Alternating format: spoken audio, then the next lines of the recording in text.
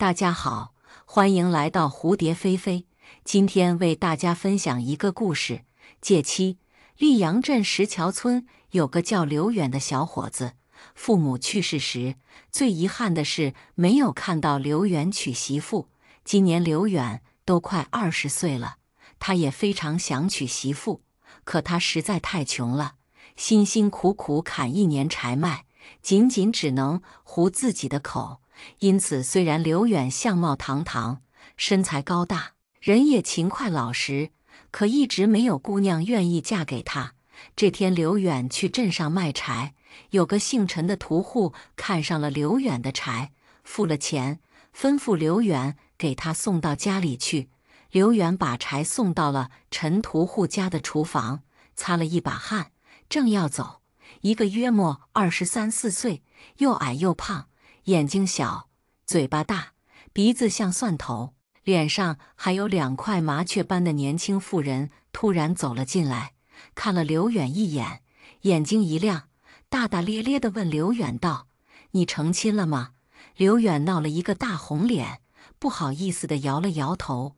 妇人大笑起来，高兴道：“那太好了。”刘远莫名其妙地看着妇人，不知道他在高兴什么。妇人瞅着刘远看了又看，十分满意地点了点头，才扭着肥硕的腰身，兴奋地走了。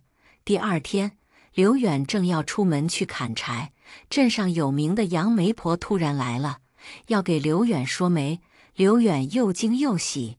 杨媒婆说，镇上陈屠户的女儿陈秀娘看上刘远了，愿意不要聘礼就嫁过来。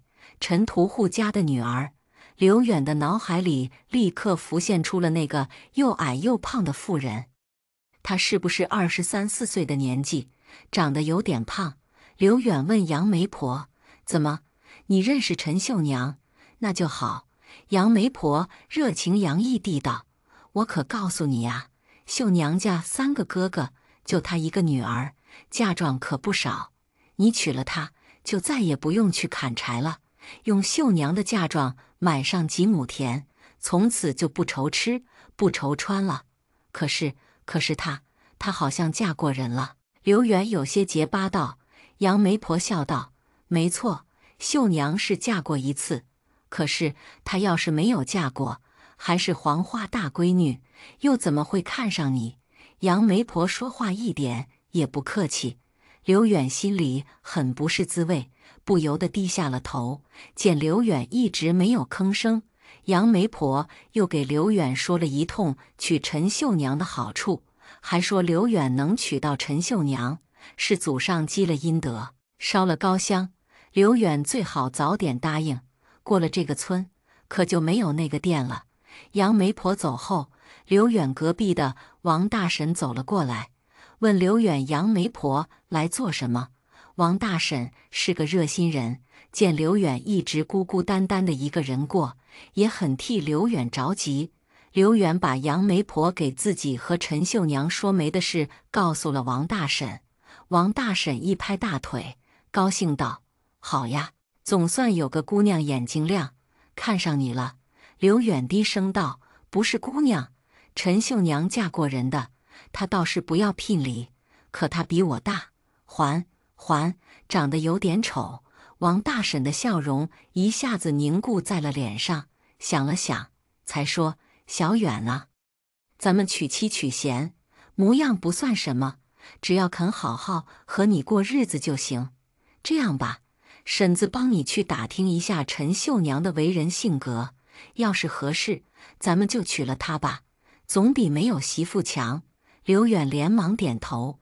第二天，王大婶来找刘远了，还没走到跟前，王大婶就嚷了起来：“小远啊，那个陈秀娘要不得，幸亏你当时没有答应杨媒婆。”王大婶告诉刘远，陈秀娘是被婆家送回来的。陈秀娘虽然嫁妆多，可她好吃懒做，还爱喝酒，一喝醉了就胡乱骂人，有时还打人。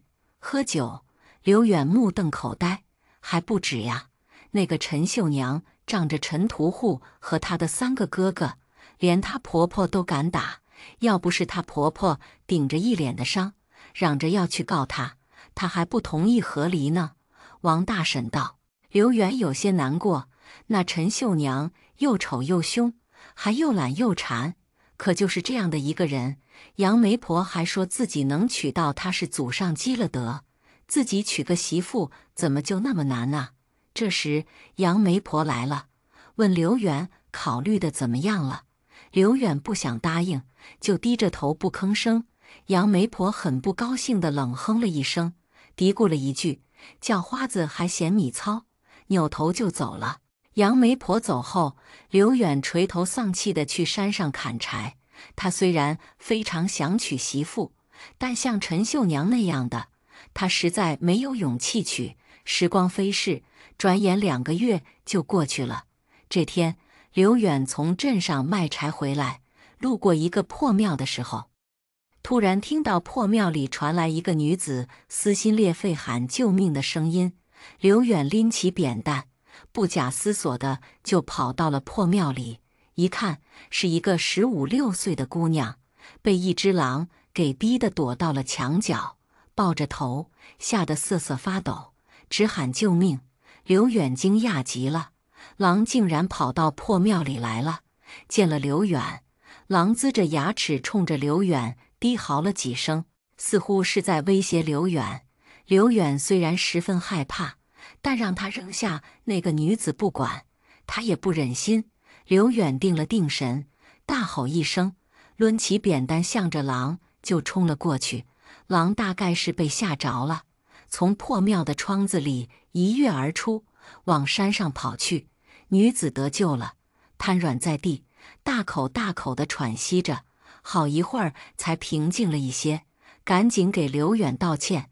女子身材苗条，肌肤如玉，眉眼俊秀，十分漂亮。刘远见了女子，只觉得心跳如鼓，脸不自觉就红了。女子告诉刘远，自己姓李，名晚秋，要去溧阳镇投亲，没想到半路上被一只狼给盯上了，躲到了破庙里。要不是刘远，他可就危险了。刘远想了想，满脸通红地问李晚秋要不要自己送他去镇上。李晚秋大喜过望，高兴地连连点头，连忙再次给刘远行礼。刘远和李晚秋一路走着，李晚秋性格大方，告诉刘远他是莫州府人，因为家乡遭了灾，他只好来溧阳镇投奔姑父姑母。说着，李晚秋忍不住抹起了眼泪，也不知道姑父姑母愿不愿收留我。要是他们不肯收留我，那可怎么办？刘元豪想告诉李晚秋，他很愿意留下李晚秋，只是自己太穷了，只怕让李晚秋受苦。不过这些话，刘元只能在心里想一想，再借10个胆子给他，他也不敢说出来。两人一路聊着，几里路一下子就走完了。不久就到了镇上，找到了李晚秋姑母家。刘远有些傻眼，竟然就是陈屠户家。见到了刘远，陈秀娘高兴的连忙迎出来，笑嘻嘻的就要拉着刘远进屋说话。刘远连忙推辞。这时一旁的李晚秋怯生生地叫了一声表姐。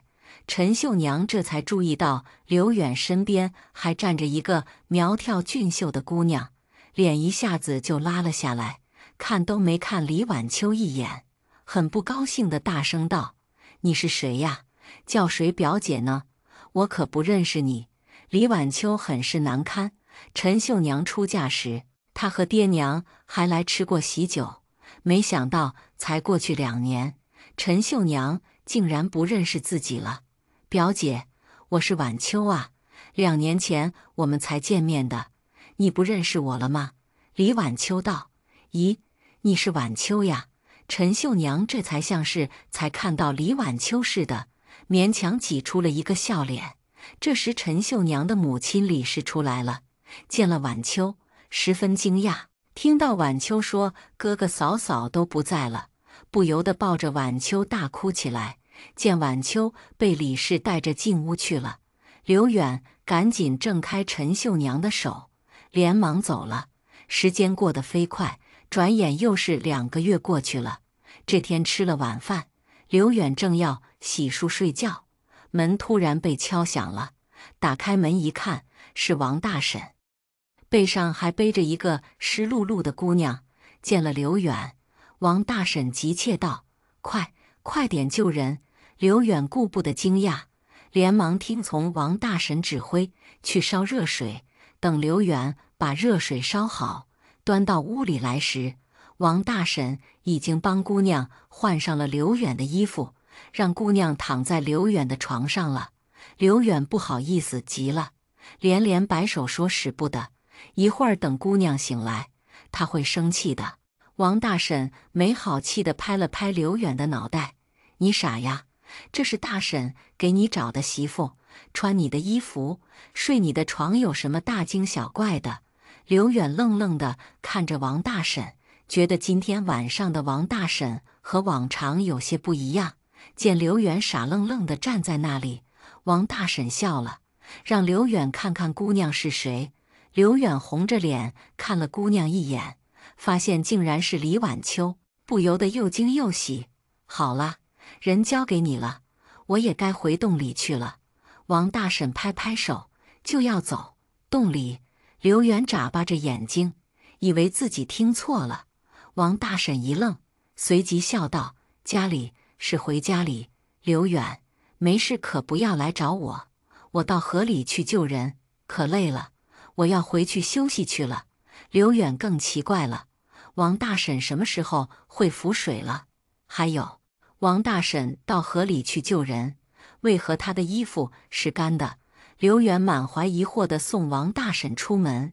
王大婶出了门，走了几步，想了想，又回来叮嘱刘远说：“我知道你很感激我，不过我不想让大家知道我会浮水，更不想让别人知道是我救了李晚秋。你以后在任何人面前，包括我，都不能提我救李晚秋的事，不然别怪大婶生气。”刘远更奇怪了，但也只能连连点头。刘远正在百思不得其解，这时床上的李晚秋醒了，见了刘远，李晚秋十分感激，流泪道：“你又救了我一次。”刘远连忙摆手道：“不是我，是隔壁的。”“哦，是别人，那我怎么会在你家？”李晚秋奇怪道，再看看自己穿着刘远的衣服，连耳朵都红了。刘远也不扭捏了，直接问道：“晚秋，你愿意嫁给我吗？”见李晚秋低着头，一时没有说话，刘远有些难过，但还是赶紧道：“你要是不愿意，也不要紧的，我不会把今天晚上的事说出去的。”这时李晚秋斜睨了刘远一眼，羞答答地点了点头。刘远高兴的要飞起来了，追问道：“你愿意？”李晚秋又点了点头。“你不嫌弃我没有嫁妆，孤身一人？”我愿意。刘远兴奋地跳了起来，马上就要跑到隔壁去告诉王大婶，李晚秋肯嫁给他，他就要有媳妇了。可跑到隔壁一看，王大婶一家已经睡了。刘远这才作罢，转身回来，满心欢喜地和李晚秋说话。李晚秋告诉刘远，他在姑母家住了2个月，日子过得苦不堪言。陈秀娘爱喝酒，一喝醉了就打骂他，姑母看到了，只是不痛不痒地说陈秀娘几句，而姑父天天忙出忙进的，根本不管陈秀娘。3个表哥都成亲了，虽然不在一起住，但3个表嫂都嫌弃李晚秋，都在暗地里说陈家养寡妇小姑子就够了，还要养个表姑娘。每次来陈家都不给李晚秋好脸色，这些李晚秋都忍了。没想到陈秀娘竟然给姑父姑母出主意，要把李晚秋卖到江家去，给江二少爷去做妾。那个江二少爷有疯病，发起病来谁都不认，拿着什么都往身边服侍的人脑袋上砸。有好几个妾被他打得头破血流，有个妾运气不好，竟然被他打死了。李晚秋开始还以为姑父姑母看在死去爹娘的份上，不会把自己卖了的，没想到姑父姑母贪图江家的300两银子，竟然真的要把自己卖了。李晚秋又气又恨，趁着夜深人静的时候逃了出来，想着自己已经是走投无路了，就跳了河。听了李晚秋的话，刘元也气得不行，还有些担忧。陈屠户已经收了银子，要是江家来我这儿要你怎么办？要是江家来抓我，我就和他们拼个鱼死网破，反正我死也不会去江家。李晚秋流泪道：不要你去拼命，我会尽全力保护你的。刘远捏着拳头，语气坚定地说。李晚秋看着刘远，心里暖暖的。李晚秋悄悄地躲在了刘远家，两人惴惴不安地过了一段日子。这天，刘远去卖柴，回来高高兴兴地告诉李晚秋，不用躲了，陈秀娘已经嫁到江家去做妾了，江家的事情解决了。陈秀娘怎么会肯嫁到江家去？李晚秋奇怪道：听说陈家和江家签订的那份文书上面，清清楚楚地写着江家以300两银子的价钱。那陈秀娘为江二少爷的妾，江家拿着文书到县衙去一告，陈秀娘就不得不嫁到了江家。刘远兴奋地说：那可真是太奇怪了，那份文书上面明明写着我的名字，怎么会变成陈秀娘的名字了？李晚秋瞪大了眼睛，告诉刘远：对呀，我也听说了，江家拿着文书去县衙告状，本来是因为找不到你，想让陈家退银子的，谁知到了县衙，把文书打开一看，你的名字换成了陈秀娘的名字。江家傻了眼，陈家更是不停地喊冤。县令大人说，文书没有任何改动的痕迹，让陈家要么退银子，要么嫁秀娘。陈秀娘这才嫁到江家去做妾的。刘远道：肯定是哪个神仙帮了我的忙，谢谢好心的神仙了。李晚秋高兴极了，双手合十，诚心诚意地拜了好几拜。刘远兴高采烈地去找王大婶，告诉王大婶他要成亲了。王大婶听刘远要成亲了，一愣，问刘远要娶谁。刘远奇怪地说：就是李晚秋呀。王大婶一愣，想起刘远以前告诉过自己救过一个叫李晚秋的姑娘，这才回想起来，高兴地直点头。刘远觉得王大婶怪怪的，但也没多想，喜笑颜开地去准备成亲的东西去了。时间过得飞快，转眼半年就过去了。自从李晚秋嫁给刘远后，刘远的日子过得既幸福又红火。李晚秋十分勤劳能干，不仅把家务活做得妥妥帖帖的，还种菜、养鸡鸭，有点空闲时间就纺纱织布，让刘远拿去卖，贴补家用。小两口你敬我爱，日子过得甜甜蜜蜜的，一天比一天好。大家都很羡慕刘远娶了这么好的一个媳妇。刘远也觉得肯定是死去的爹娘在保佑自己，才让自己娶到了李晚秋。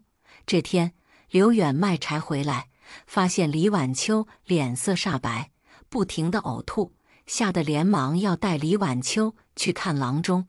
恰巧王大婶来串门，见了大笑起来，高兴地告诉刘远，李晚秋这是有孩子了。刘远一听，跳了起来，我要当爹了。李晚秋却是勉强笑了笑，捂着嘴又呕吐起来。第二天，吐了一夜的李晚秋已经不能起床了。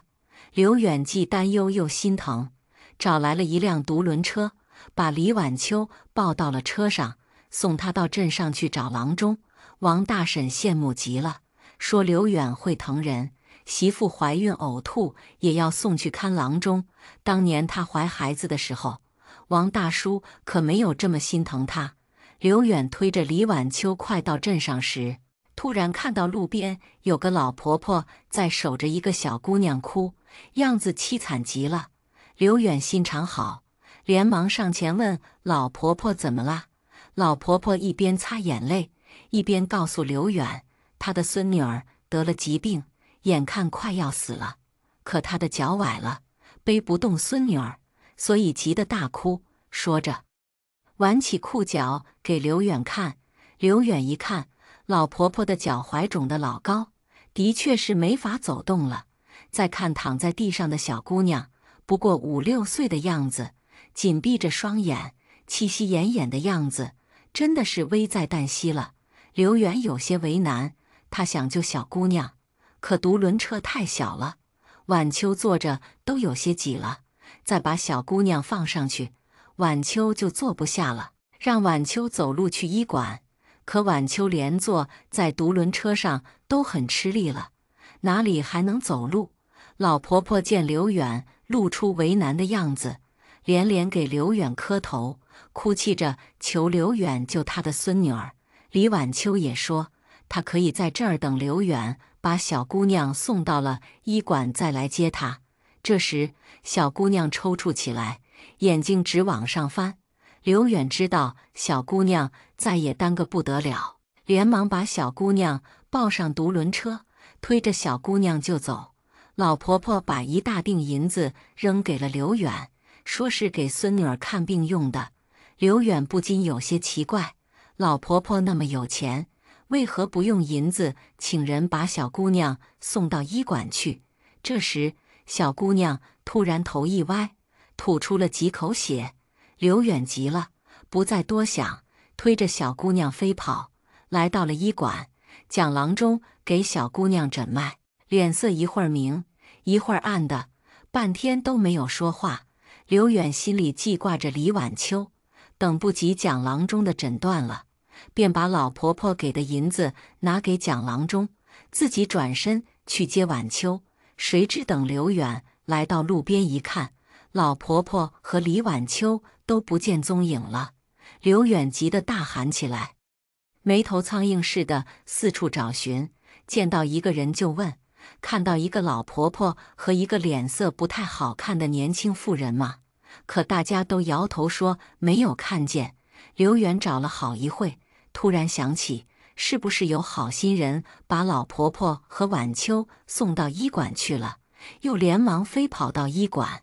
可医馆里根本没有晚秋，而且连那个小姑娘都不见了。刘远急得揪着蒋郎中就要去见官。蒋郎中生气道：“我还没找你的麻烦呢，送个病人来，看着那么凶险，可什么毛病都没有，喝了几口水就活蹦乱跳了。那他去哪里了？”刘远脸色煞白，急忙问道：“我怎么知道？就在前一会，还看到他在医馆前面跳来跳去的，还和我说话来着，转眼就不见了。”蒋郎中没好气地说：“天哪，我去哪里找我的娘子？”刘远绝望地大哭起来。哦，对了，那个小姑娘放了一封信在医馆里，还让我把银子给你。蒋郎中把刘远给他的那锭银子和一封信拿给刘远。刘远接过银子和信，这才想起自己不识字，连忙求蒋郎中把信读给自己听。蒋郎中叹了一口气，读信给刘远听。信上没头没脑地写着，要借刘远的妻子李晚秋一用，借期不定，银子就是借李晚秋的费用。刘远一听，又急又气又不解，是谁那么无聊，竟然要借自己的妻子？想起晚秋还在孕吐，身体不舒服，更是心疼得要命，下定了决心，无论天涯海角，一定要找到自己的妻子。刘远回到家里，稍微收拾了一下，正要出门，王大婶出现在刘远面前，告诉刘远不要去找李晚秋，不然晚秋回来了，会找不到他的。而且刘远一点线索也没有，到哪里去找李晚秋？刘远想了又想，决定在家里等几天，如果晚秋还没回来，他就去找他，谁也拦不住。第二天，一夜没睡的刘远意外地见到了陈秀娘。陈秀娘嫁给江二少爷才3个月，江二少爷就生病死了。陈秀娘在江家天天闹，日日吵，要回陈家。江家不胜其烦，就把陈秀娘赶了出去。陈秀娘回到了陈家，过了不久，得知李晚秋竟然被人借走了，高兴得仰头大笑，连忙来找刘远：“你来做什么？”想起陈秀娘对李晚秋做的事，刘远没有好脸色，冷冷地问陈秀娘。陈秀娘一点也不在意刘远的态度，从怀里掏出一张100两的银票，得意地笑道：“刘远，答应娶我，这100两银子就是你的了。”这陈秀娘是越来越不要脸了。刘远心想，没有理会陈秀娘，扭头就走。陈秀娘肥硕的身子一下子挡在了刘远面前。“刘远，我在江家得了不少银子，你只要娶了我，我把银子全部给你。”刘远冷笑一声，摇了摇头：“我不会娶你的，我已经有妻子了。李晚秋是吧？他不是被人借走了吗？再说，他就是不被借走，也会……我是说，我愿意给你做妾，只要你愿意娶我。”陈秀娘道：“你干嘛要缠着我？你那么有钱，肯定有很多人愿意娶你的。”刘远不耐烦了，没好气地说：“可我就是喜欢你，从第一次看到你，我就喜欢你了。我不要嫁给别人，我只想嫁给你。”陈秀娘振振有词地道。刘远目瞪口呆地看着陈秀娘，他还是第一次看到这样脸皮这样厚的女子，竟然敢和一个男子说这样的话。愣了一会，刘远赶紧拔腿就走，他真怕陈秀娘做出什么疯狂的事出来，那就麻烦了。陈秀娘追了几步，追不上，只好气喘吁吁地回去了。从那以后，陈秀娘不时来到刘家纠缠刘远，刘远烦得要命。加上都过去6天了，李晚秋还没回来，刘远在家里度日如年，再也待不住了，决定马上出去找李晚秋。刘远刚出了门，这时王大婶又出现在刘远面前，劝刘远别去找李晚秋。刘远盯着王大婶看了一会儿，突然一把揪住了王大婶，冷冷地问道：“你不是王大婶，你到底是谁？”王大婶愣住了，勉强笑道：“我就是王大婶呐，别闹，你不是。”王大婶的女儿生了孩子，早上的时候，她去女婿家走亲戚去了。刘远道：“嗨，失算了，着急来劝你，忘了查一下王大婶去哪里了。”王大婶摇了摇头：“你到底是谁？我妻子晚秋在哪里？”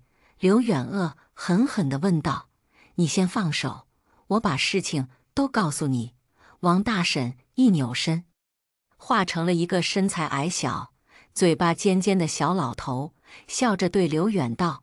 小老头和刘远进了屋，两人坐下。小老头告诉刘远，他是来报恩的。原来2年前有一次，刘远在山上砍柴时，突然遇到了雷雨天气，连忙找到一个山洞躲了起来。山洞很小，仅仅够刘远蹲在里面。这时，有一大一小2只黄鼠狼被雷电追着击打，向刘远躲藏的山洞跑了过来。刘远心善，连忙让开洞口，让2只黄鼠狼躲进去，自己则蹲在了外面。炸雷一个接一个地打在刘远身边，吓得刘远瑟瑟发抖，正想逃走。这时，他看到了那2只黄鼠狼惊惶不安，可怜巴巴的眼睛，牙一咬，抱着头蹲在洞口，一直没有动。雷声隆隆，打了差不多1刻钟，见刘远一直没有离开，只好销声匿迹了。云开雨散之后，2只黄鼠狼给刘远拜了几拜才走。实话告诉你，我就是其中的那只大黄鼠狼，你可以叫我老黄。小的那个是我的妻子，你可以叫她小黄，她会比较高兴的。”小老头老黄笑道：“那老婆婆和小孙女是你和小黄变的？”刘远问道。老黄笑着点头。“你们为何要把晚秋借走？”刘远奇怪道。“这个就要从李晚秋说起了。”老黄道。